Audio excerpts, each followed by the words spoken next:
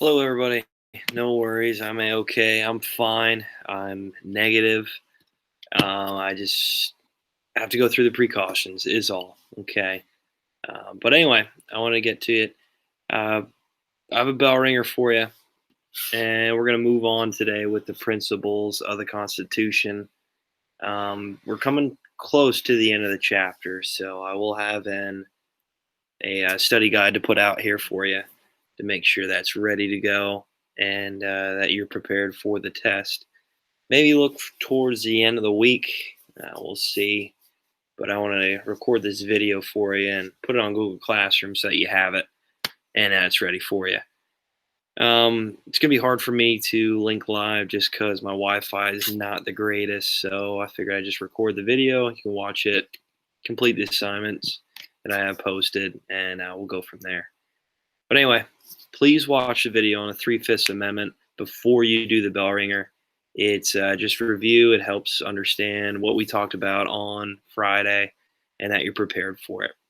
So 3/5 again video. Please watch that before you do the bell ringer. All right, so the bell ringer for today, real quick. Okay, so 10/13/20. Describe how the 3/5 compromise was something that pushed the southern and northern states to come to an agreement on the creation of the Constitution. There you go. So please just pause this video so you can do the bell ringer. You can write down your response. Um, but I'm just going to keep rolling through it so that I can get this video done quick and so that you guys can, obviously just get the bell ringer done. Just hit pause, write down the response, and hit play obviously when you're done with the bell ringer.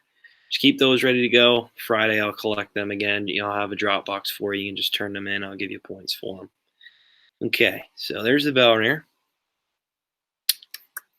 Moving on now. Okay, so principles of the Constitution. There's just 5 of them I would like to go over. Okay, so number 1, we got popular sovereignty. 2, limited government. 3, federalism. 4, separation of powers. And 5, checks and balances. Number 1, popular sovereignty. Plain and simple, okay, it is just that the people rule this country. That's it.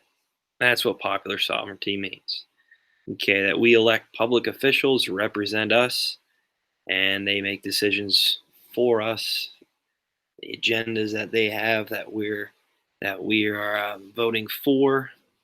Okay, and the Constitution, first thing that comes, the thing that comes first that we know the most from this is we, the people of the United States.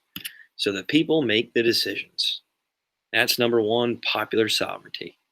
We elect representatives, okay, and we elect public officials to represent us and our decisions and our thoughts of what government should be. Next one, limited government. Okay, limited government. So government, obviously, trying to really stay out of people's lives, stay out of the economy. Okay, in times of need, government could be increased. Obviously, in a depression or a recession, something like that, the government can get involved and they can help aid the people out with, maybe stimulus packages, government-funded jobs, government agencies, you name it. But for the most part, government is really staying out of the people's lives, that it's limited into people's lives. Okay, and the people have the decision, obviously, like in rough times, through a depression or a recession, to be more involved. All right. Federalism. We already talked about this already, but federalism is just the separation of powers, okay? Shared power between the national government, the state governments, and then shared powers. We'll talk about this more when we get to chapter 4, okay? But we have delegated powers, okay? Expressed powers that are expressed in the Constitution, obviously. Then we have reserve powers, which are state powers, reserved to the states. Okay. And then we have shared powers, okay, which are called concurrent powers. that are shared between the national government and the state government. But federalism, plain and simple, is just the separation of powers, how it's separated amongst the state and national level. So that not one government is stronger than the other. Next one, separation of powers. Okay, we have legislative branch, executive branch, and judicial. Legislative, okay, makes laws. They obviously is made up of the two-house system, bicameral legislature.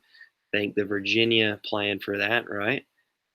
And then New Jersey plan obviously mixed in there with equal representation with the Senate, House of Representatives based off of population. We talked about that already. Executive branch, the president signs laws. He can veto laws too that are established by the legislative branch. Okay, appoints federal judges. Make sure you remember that one. And elected every 4 years. Executive branch enforces the laws. Judicial. Okay, we know that is like the Supreme Court. Decides if laws are constitutional. Okay, are appointed by the president. There are 9 Supreme Court justices. Okay, and there you have it. Separation of powers, making sure not one branch of government is stronger than the other. Checks and balances. Okay, this is interesting here. How the executive branch, judicial, and legislative branch, how they all have separate powers, but they all keep each other in check, in balance. Okay, as you can see at the top here, executive branch appoints judges. Judicial branch for the executive can declare acts of the president unconstitutional. So if he's doing something, maybe he's coming up with foreign diplomacy, reaching out to another country, who knows? It might be unconstitutional. Maybe it's an election. I don't know. Something crazy. All right. Here we have the executive branch to the legislative branch can veto legislation that the legislative branch creates. So remember, legislative branch creates laws. The executive branch, the president, can say, you know what, that law doesn't make any sense. I want to veto it. You have to go through it again. Okay, the House, Senate have to go through that whole process once again. But the legislative branch, if they would want to, they can override that veto that the president had. Okay.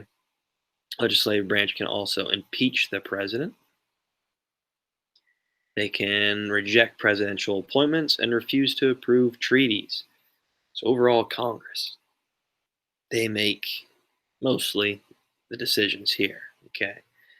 All right. So the judges that the president appoints to judicial branch, legislative branch can impeach judges. Okay. If they're acting out or doing something that is unconstitutional. They also can reject appointments of judges if they would want to. Judicial branch to legislative can declare laws unconstitutional. So, the legislative branch creates something that doesn't fit or is unconstitutional. The judicial branch can veto that, well, just say that it's unconstitutional and they get rid of it. There you go, checks and balances.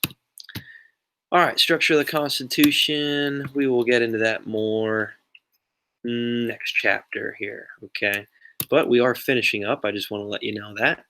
And those are the 5 principles. Remember, real quick, we have popular sovereignty, okay, government by the people. The people have the choice there, and limited government, which is the government is limited in the people's lives. If it needs to be enforced more, it can be.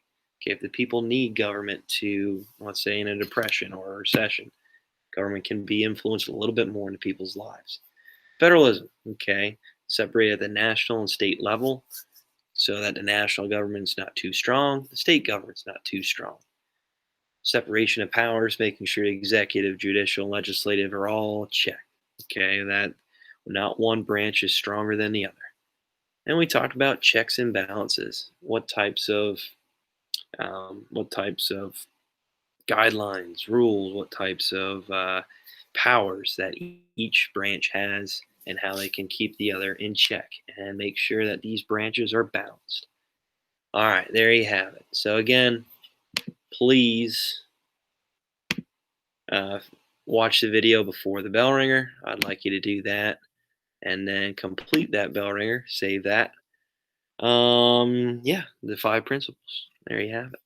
That's all I got for today. Take care. We'll see you tomorrow.